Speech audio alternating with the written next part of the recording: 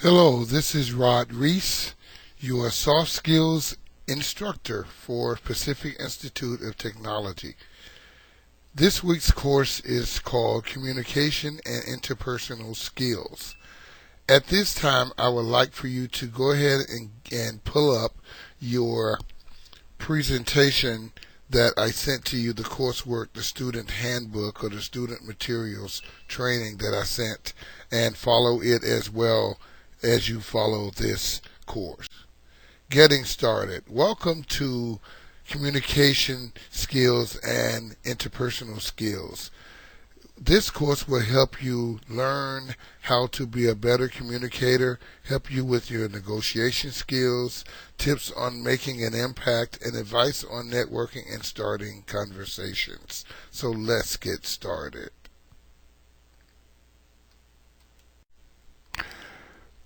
Course objectives are hearing and listening, improve your verbal skills, understanding emotions, and making an impact. Module 2, verbal communication skills.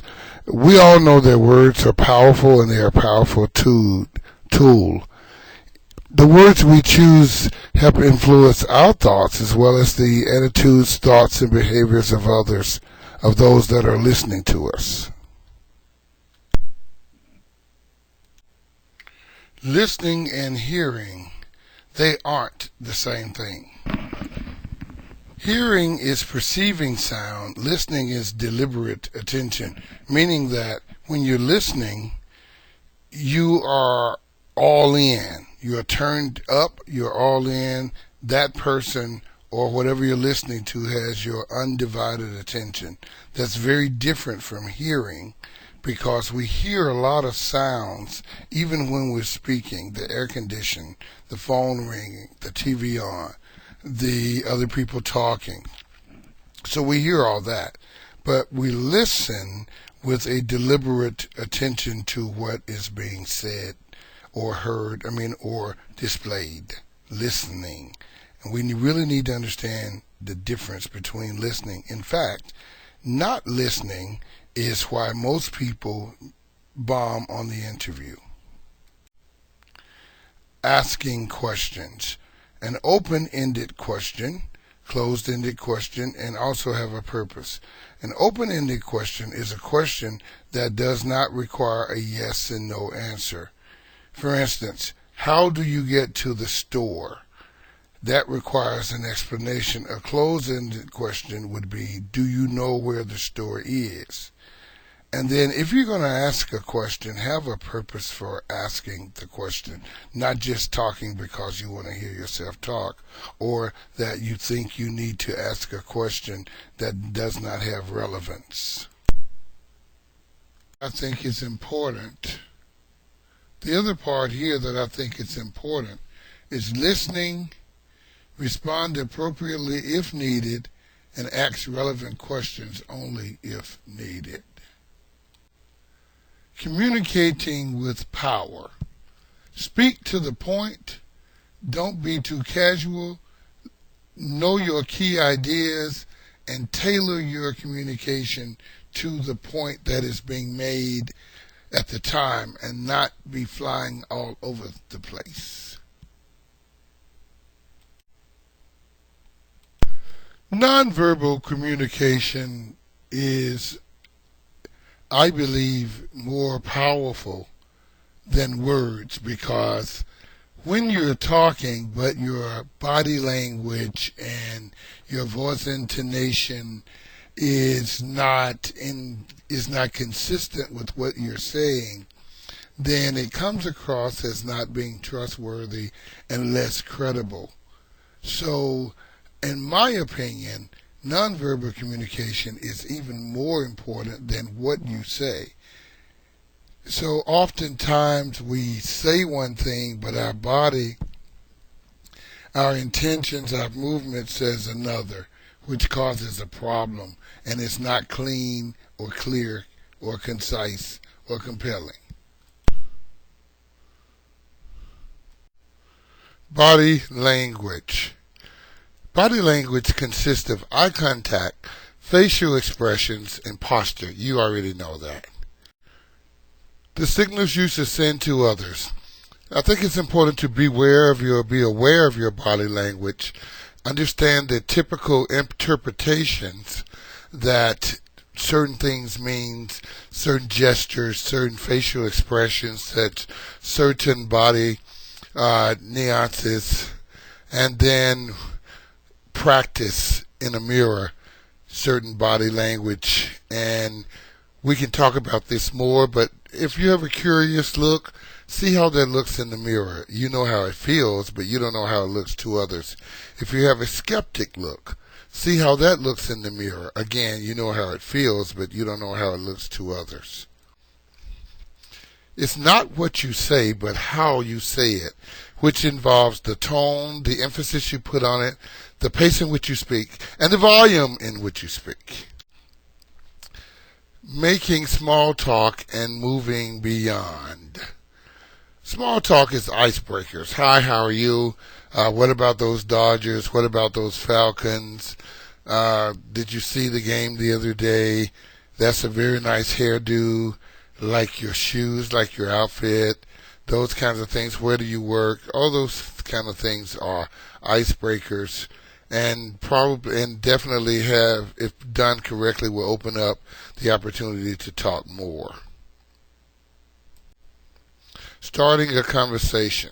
So here, I guess my question is, what's holding you back? Know what you have to offer. Be interested. Conversation starters, which we already talked about, and then relax. A lot of people don't like networking or starting a conversation because it's awkward, and they feel that it's an awkward moment and don't really want to experience that awkward moment.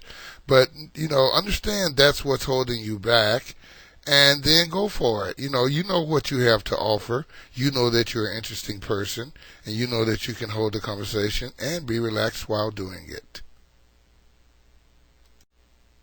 4 levels of conversation. Small talk, and then fact disclosure, and then opinion, and then personal feelings. Let's give you an example. A small talk. Oh, that's a very nice truck you have, sir. Oh, thank you. How long have you had it? About a year. Do you get great gas mileage? Yes. Well, good. What about? About 12 to 14 miles per gallon in the city. Well, for a big Tundra truck, that's great. I was interested in looking for a truck, but I was torn between a Dodge Ram and a Ford 150. What's your opinion on those, and how do you think they compare to your truck? Well, I don't know. I've never had those, but I started looking at some. Well, personally, how do you feel about your truck in terms of the feel? Does it meet your needs? That kind of thing. And it's just that simple to start a conversation and go from the 4 levels of a conversation very quickly. Moving along the conversation. Initiating a conversation is one interpersonal skill. Maintaining it is another. And engaging in effective conversation is one that flows and goes forward. So typically what happens is that people have conversations, they start conversations, and then it goes flat. No one says anything because the other person doesn't know where to go, or one person gets quiet, or the initial small talk is over. You'd have to have the ability to keep the conversation going and understand that there's value in doing so. Asking for examples. Elaborate on what is being shared. Give additional insight. For example, I met a gentleman the other night at the Chinese restaurant. We were talking about the food at the restaurant, and it was my first time there, so I asked him how was it. He told me it was great. He's been ordering there for about 10 years and never had an issue. And so he started talking about a couple of dishes that they have that he really liked, and I asked him to expand on that. What was he talking about? Was it something he asked them to make personally, or was it something that was on their menu?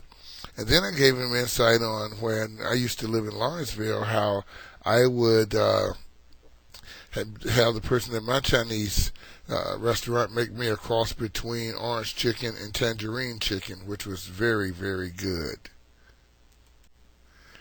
Using reception, acknowledgement, emotion, encourages, and focuses. Receptions, repetitions. I said receptions, but I meant to say repetition. Repetition acknowledges constantly. I acknowledge this, I acknowledge that. You're acknowledging with your head, you're acknowledging with your audible sounds, you're acknowledging with your emotional support through your body language, which also encourages and or disencourages, so or decourage, or so you want to make sure that you encouraging folks and that you are focused on them. And those things are called repetitions. Using summary questions indicates that you are listening, moves the conversation along. So once you're having a conversation, as with the Chinese food, the conversation with the gentleman at the Chinese restaurant, I indicated that I was just listening, and then I summed up what he had talked about, because I didn't want to forget it, and then I moved the conversation along to another topic very quickly, which had to do with work and my business, and so did he actually. So we used this opportunity for the both of us, this introduction, as a networking opportunity. He gave me his card, I gave him my card. I will be calling him for business. Asking for clarity and completeness. Verifies information, communicates understanding, and moves the conversation along. This is one of those other things that move the conversation along. You verify information. So where was that? What was that meal that you told me about? Let me make sure that I understand that you put humane chicken with Saskatchewan chicken. Is that what you were saying? I know it's a crazy example, but it keeps the conversation flowing and adds some humor in there as well.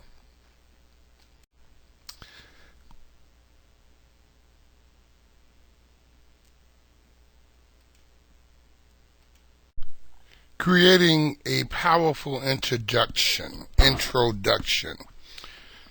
Project warmth and confidence in your communication, in your introduction.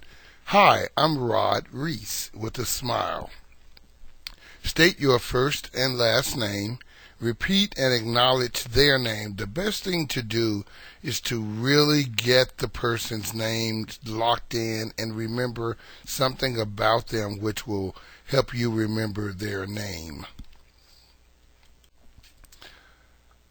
I have forgotten your name. In that case, what do? You can ask a third party.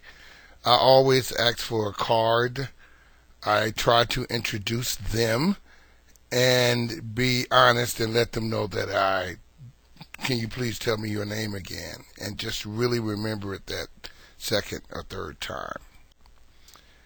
Influencing skills. The skills of influencing others is a valuable asset to have. It can help us sell products and ideas, convince people and institutions to assist us, and even get the world to change. Influence is a wonderful thing.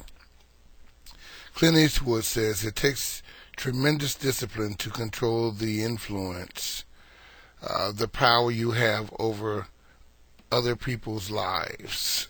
It is incredible how strong influence is over people, especially when you are an influential person. The best way to influence others or be an influential person is to be able to see things from the other side, see their values, see their interests, and then do your research as well. Building a bridge. Now, I think this is extremely valuable because it requires all of these different things here highlighted. Number one, be an active listener. and highlight your similarities that you have between a person. Speak common language and sustain the communication. In other words, keep it going as long as it is natural and beneficial to both parties. Giving in without giving up. This one is a difficult one sometimes because people, when you meet, we're trying to always show our best light and not want to be the one to have to compromise or what we might call dumb down, but or give in. But compromising is a wonderful thing. Just to be able to say, you know what, we're just going to compromise on this one, or I concede to you, you were right. Agree to disagree. Yeah, you know what, we're just going to agree to disagree on this one. Let's collaborate, and then let's try to find some ways that we can be reasonable and approach this from a reasonable perspective. Bringing people to your side. We need to really understand that the power of influence brings people to whatever side that they most easily identified with and understand how their morals and values connect with your morals and values or the things that you're talking about. Commonalities work. Understanding a dash of emotion. Focus on positive emotions. Recognize emotional negativity or negative emotions, and then you're using your body language. You always want to keep your emotions clean and consistent with what you are talking about. Gather plenty of thoughts. Separate from other facts and facts from opinions. Create logical arguments. And I think people really like to be challenged when it's a logical, non-threatening argument. So gather your facts. Bring it all together. Use emotions and be consistent with your message. I think I've said that several times. It needs to be, your communication and emotion needs to be clean with what you are saying. Sharing your opinion. You have to understand your opinion is your opinion and no one else has to have your opinion. So you should present it as if it is only that, which it is, your opinion and your opinion only, and not try to influence someone else's on your opinion when you see that they are not willing to take your opinion or even willing to entertain it. But just state it as your opinion and not try to be so difficult and I hate to use the word dogmatic with it, but that's the word I want to use because sometimes people just want you to see things their way, and if you don't see things their way, they get upset. Try not to be that guy. Using the I message. Focus on the speaker. You take responsibility and then provide neutral speakers. Neutral statements. You're talking to a person. You need to focus on that person. Take the responsibility to focus on that person and then provide statements that does not include just you. Sometimes it includes you, sometimes it does not. Disagreeing constructively. This is interesting here because your disagreements in terms of constructively should always be solution focused, come from a place of mutual respect, hope to promote and foster a win-win situation. Allow for reasonable concessions, and it should always be learning focused. This can help in any situation where you are disagreeing. There is a way to disagree and disagree constructively. Building consensus. Focus on their interests rather than their position. Explore others' options, explore options together rather, and then increase sameness and reduce differentiation. What you want when you're building consensus, you want to make sure that the two of you are on the same page. And it's not uncommon to say, what would it take for us to be on the same page?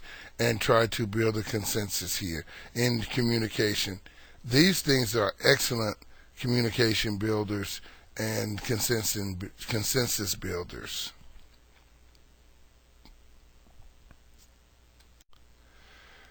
Negotiating skills. We can do our best to persuade others to our side, but what if the other party is as assertive? Then it's time for bargaining. Interesting. Preparation in negotiation. Research what is the standard for the area, know your boundaries, step into their shoes, see it from their perspective, and you also want to prepare mentally, physically, and know how your face looks. This is where the poker face come in, and to be able to negotiate without giving your hand, to be smart about negotiations. In your handout, it talks more in depth about how to formally negotiate, and I would also encourage you to study negotiation tips because it's always valuable and can help you in any situation. Opening. Express respect for the other party. Ask for more than what you really want. Don't accept the first offer and put your strengths on the table. The thing that I always understand is that people have respect for you when you have respect for yourself and you respect others. So you always want to respect the process. Respect the process. Respect the process. Understand what your needs are and then ask for that, but ask for more than what your needs are so that when you you'll land on what you need and what you desire. And you always start with putting your strengths on the table, and you also use those as backup when you need to. Bargaining. Bargaining is a very critical tool, but it involves mostly listening and concede to get concessions. You want to anchor your position. This is what I stand on. Present options and then use positive phrasing. You always want to be sure that you listen to what the person says and then concede to get concessions. I'm willing to work, however, this is my position, and these are some options that I would like to present, and always do those in a very positive manner. Closing. Watch for signals when it's time to close. People will tell you they get tired of you or the situation gets old and people begin to get a little testy, so you want to make sure that you are careful and watch for those signals. Again, recognize your boundaries, and you want to increase the pressure just a little bit just to know how far you can go, which again, recognizing those boundaries. You want to summarize and then seal the deal and thanks and give that wonderful thanks and appreciation for that time and experience. Making an impact. Some people should stand out. Some people do stand out. Some people should stand out, but they typically fall within the background. You want to make sure that you understand the importance of a strong interpersonal relationship and how that works with communication and leave a lingering positive impression on people that you meet. Creating a powerful first impression. Dress for impress, or dress to impress, and dress for success. We've heard all of those. But the way you dress and the way you carry yourself, and sometimes you may not be properly attired. However, it's how you present yourself in that confidence that only you can present about you that will let people know that you are a person that respects yourself and then others. Be positive, communicate with confidence, and always be willing to go the extra mile for yourself and for others. Assessing the situation. You want to listen effectively, identify needs, and then, as always, practice etiquette, respect manners, and practice ethics, moral values, and always good etiquette and manners. Be zealous without being offensive. Focus on what is important to the other person. Respect the boundaries. Make requests, not demands, and note nonverbal behavior. Again, focus on what is important to the other person as well as yourself. Respect the boundaries. Make requests and not demands, and note nonverbal behavior, both you and the other person. So, we want to wrap up here. Although this course is coming to a close, we hope that your journey to improve your interpersonal skills is just the beginning.